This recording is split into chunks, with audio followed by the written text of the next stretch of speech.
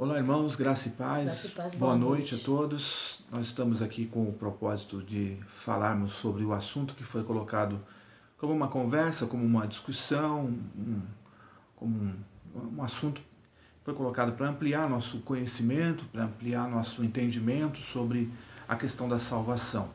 O assunto definido, que foi trazido pelo irmão Luiz Roberto, é o que acontece com um homem que não aceita Jesus. Então essa é a dúvida que nós estamos conversando, nós tivemos algumas opiniões esta semana, algumas dúvidas, alguns questionamentos, e nós então agora vamos colocar o nosso posicionamento nas escrituras com relação a esse texto. Lembrando e fazendo destacar que essa prática de aceitar Jesus não é uma coisa muito antiga, não vem lá da igreja primitiva.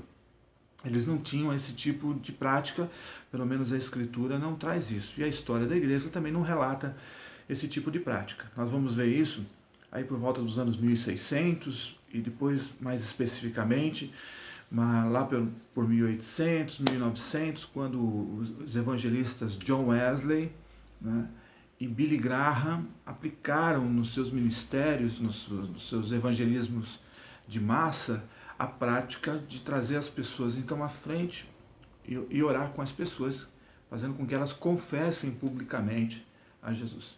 Mas se caso uma pessoa não confessar Jesus, está num lugar distante, não tem acesso à igreja, não tem. Se essa pessoa não confessar Jesus, ou mesmo uma pessoa que vá na igreja, receba o evangelho no seu entendimento, mas não confessa Jesus, o que vai acontecer com essa pessoa? É sobre isso que nós vamos conversar, dando o nosso parecer e o nosso entendimento bíblico com relação ao assunto. Vamos ler alguns textos, a Valéria vai ler conosco, Efésios capítulo 2, verso 8, primeiro texto, pode acompanhar aí na sua Bíblia, por favor. Diz assim: porque pela graça sois salvos, por meio da fé, e isto não vem de vós, é dom de Deus. Também vamos ler no Evangelho de João, no capítulo 1, os versos 12 e versos 13, para nós darmos introdução a esse assunto.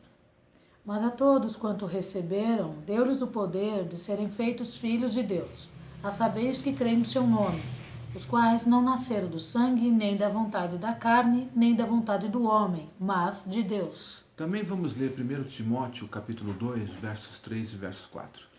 Isto é bom e aceitável diante de Deus, nosso Salvador, o qual deseja que todos os homens sejam salvos e cheguem ao pleno conhecimento da verdade. Bom, nós temos 3 textos bem básicos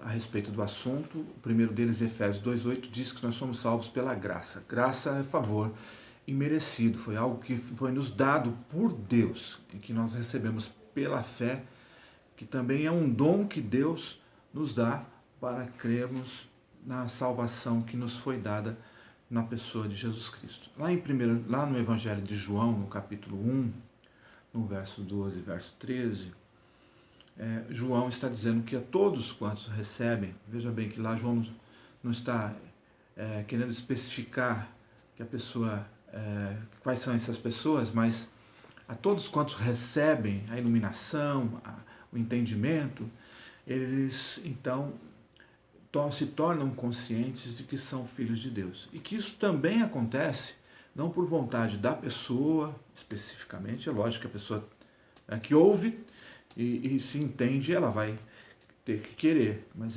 isso estou dizendo que o entendimento que traz a consciência da verdade não acontece porque ela quis, porque ela procurou, porque isso também Paulo fala no livro de Romanos e nós vamos ver depois, e fala que isso aconteceu única e exclusivamente pela ação soberana de Deus, pela vontade de Deus. E Paulo confirma isso lá em 1 Timóteo, capítulo 2, nos versos 3 e 4, quando ensina Timóteo a orar por todos os homens, a interceder por todos os homens. Paulo diz que a vontade de Deus é que todos sejam salvos e cheguem ao pleno conhecimento da verdade. Então, essa introdução nos dá uma base para que nós possamos compreender onde fica essa necessidade da pessoa ter que fazer uma confissão, a pessoa ter que confessar Jesus para ser salvo. Não estou descartando aqui a importância de uma confissão, até porque a Bíblia diz que nós cremos com o coração e confessamos com a boca. Mas eu não quero, o que nós queremos debater aqui é justamente a questão de legalizar, né, a salvação de uma pessoa só a partir dessa confissão. É por isso que nós vamos estudar Escrituras, levando em consideração 3 coisas importantes. A primeira delas, nós vamos ver, é o caminho da queda. Se nós tivermos uma compreensão do caminho da queda que levou o homem à queda, vamos entender como é que é esse retorno e se encaixa nesse retorno essa necessidade de confessar Jesus, da pessoa ter que fazer uma declaração pública, né, de confessar Jesus. A segunda coisa que nós vamos entender é sobre a interpretação das Escrituras. A Bíblia é um livro para ser estudado, porque ela traz contextos culturais, históricos, contextos da época em que Jesus estava, com toda a influência religiosa e espiritual que estava lá. Essa é uma questão muito importante. E a terceira é que toda a Escritura tem que ser interpretada, né, com vistas ao caráter de Deus, porque a Escritura é o próprio Deus, Deus não é o livro, Deus é a palavra viva, esta palavra que se fez carne, que deu a vida por nós, para nós sermos salvos.